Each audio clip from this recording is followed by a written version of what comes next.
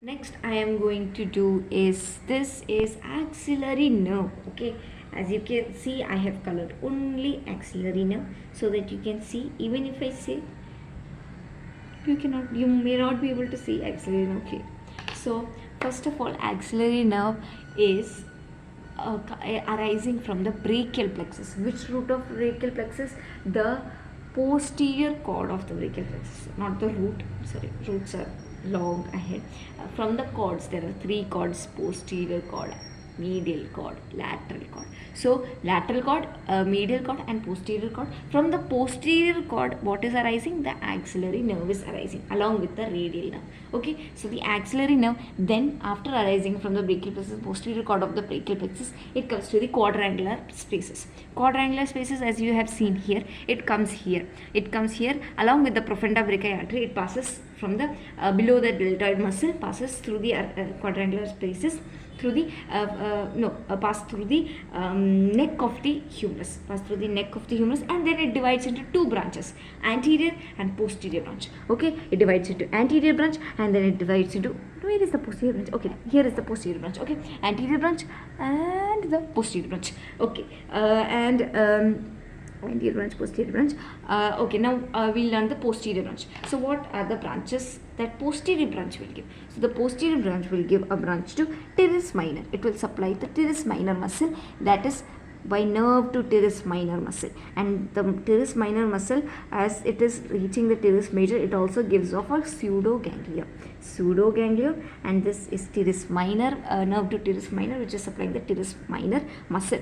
And then another branch it gives it to the posterior part of the small posterior part of deltoid, like small posterior part of the deltoid it supplies. Okay, and then another branch which is the upper lateral cutaneous nerve of arm. This is important. Okay, upper lateral cutaneous nerve of arm. Okay, this is the another branch which is given from the posterior branch of axillary nerve. Now from the anterior branch, cutaneous branches arise, and then it passes through the over the deltoid muscle and gives cutaneous branches, and also supplies the anterior part of the deltoid, okay, supplies anterior part of the deltoid and gives off cutaneous branches. So these are the anterior branch and cutaneous branch. Now this is axillary artery, and these are the two branches of anterior circumflex artery, and as you can see, along with the posterior circumflex artery, axillary artery is passing. Okay, so now what is important? Why did I said upper lateral cutaneous nerve of arm has to be remember?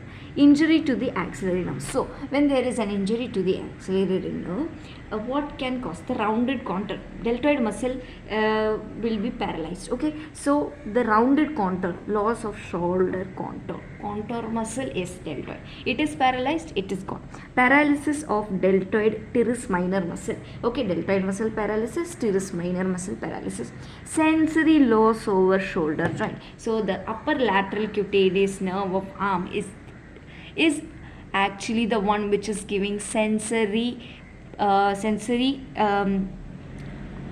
innervation to the shoulder, the skin over the shoulder joint. So this upper lateral cutaneous nerve of arm is supplying, is a branch of axillary nerve. So because axillary nerve is injured, this sensory there will be a sensory loss over that region. That is called regimental bulge palsy. Regimental bulge